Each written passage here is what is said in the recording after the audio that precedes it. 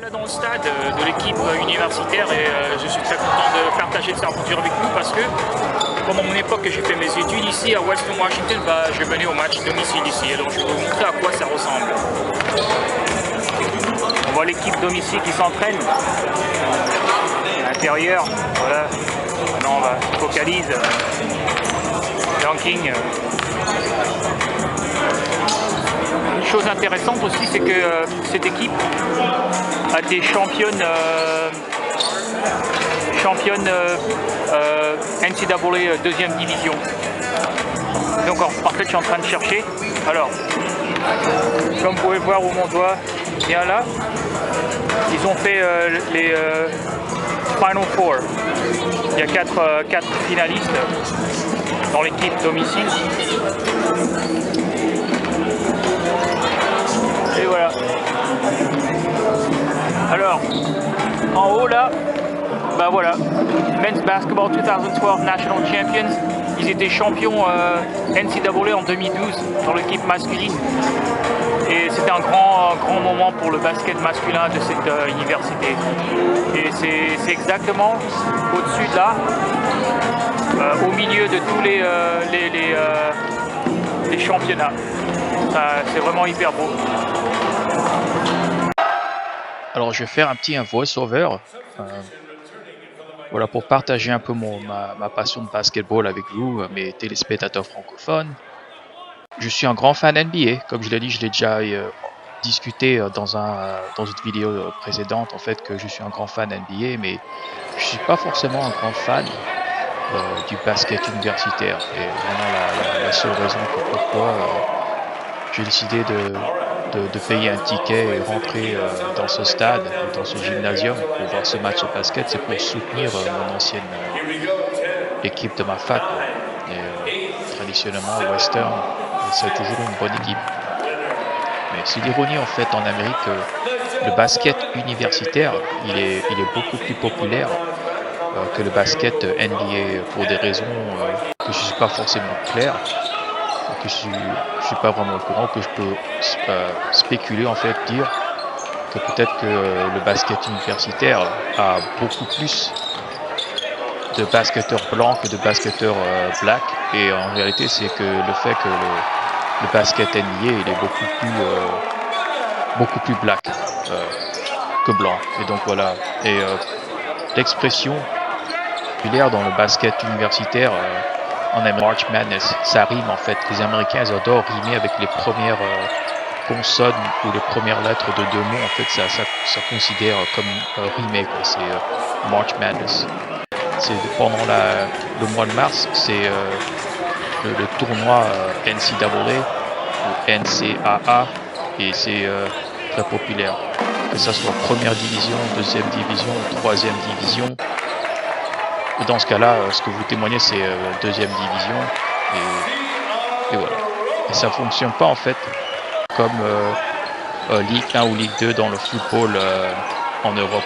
Il n'y a pas de relégation. Les gens ou les facs peuvent rester en deuxième division s'ils le souhaitent. Et dans le cas de ma fac, ils ont resté dans la deuxième division, pardon. Mais après avoir gagné leur titre en 2012, en fait, ils ont fait quelques matchs amicaux contre des universitaires de première division, comme Université of Washington, par exemple, qui est une fac dans la ville de Seattle. Et donc, c'est une très grande fac, en fait, une fac réputée pour leur programme de docteurs. Beaucoup de docteurs, médecins, en fait, font leurs études à l'Université de Washington. La mascotte, Huskies. Et la mascotte en fait de ma fac là, Western Washington University, c'est les Vikings. Et c'était toujours mon truc, quoi, le basket.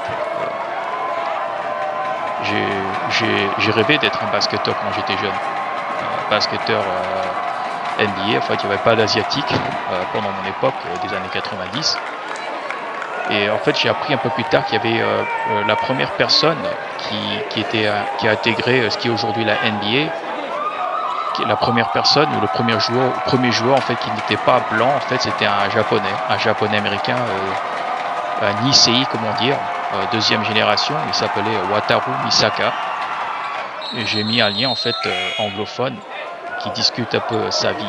Il a joué pour les New York Knicks. Il était très réputé pendant les championnats NCAA.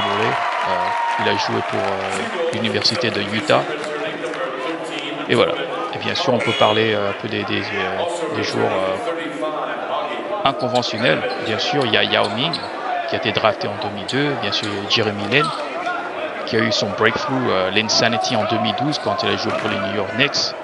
Et bien sûr, vu que j'ai un parcours français, que j'étais né en France, pour certains moments, certaines années de ma vie, en fait, j'étais un fan de Tony Parker. J'ai toujours rêvé être comme ce que Tony Parker était pour le basketteur français. C'est ce que j'ai souhaité pour moi-même. Et bien sûr, je ne suis pas très bon, je ne suis pas à la hauteur, et donc je peux vivre par procuration de sa réussite en NBA, quoi. Je suis content pour Tony Parker. Et un peu mon expérience, j'ai joué au basket. Bien sûr que quand tu veux jouer au basket à haut niveau en Amérique, il faut essayer d'intégrer l'équipe high school, quoi. Ton lycée, il y a le sport, et donc j'ai échoué à intégrer l'équipe titulaire. Et me voilà. Après avoir fini mon diplôme en high school,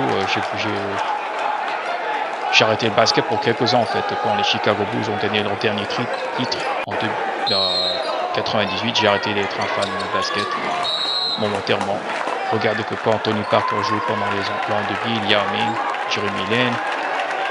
Et me voilà en 2020 à discuter une vidéo avec des téléspectateurs francophones de mon expérience de basket. Pour moi, le basket, c'était un grand partie de ma vie. Okay. Ça, les arts martiaux, je dirais Michael Jordan et Bruce Lee, en fait, ont été mes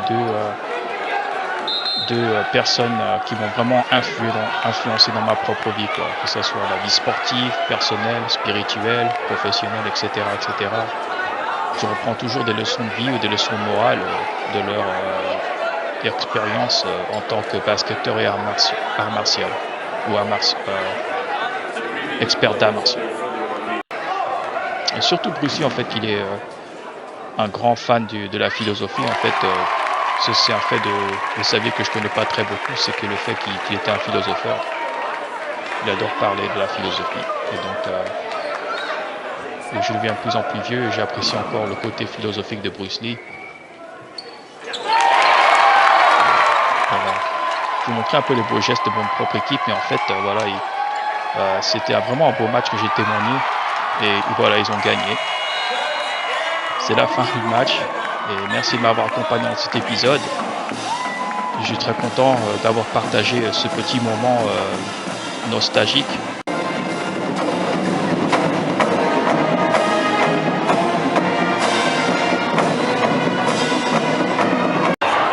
Et voilà, c'est la fin du match. L'équipe domicile a battu l'équipe extérieure 85-81. C'était un bon match. Ça a pris un temps, une période supplémentaire pour sécuriser la victoire, mais c'était une belle victoire pour l'équipe WWU. Et merci de m'avoir accompagné dans cet épisode. Je vous souhaite une très bonne journée et ciao ciao et bye bye.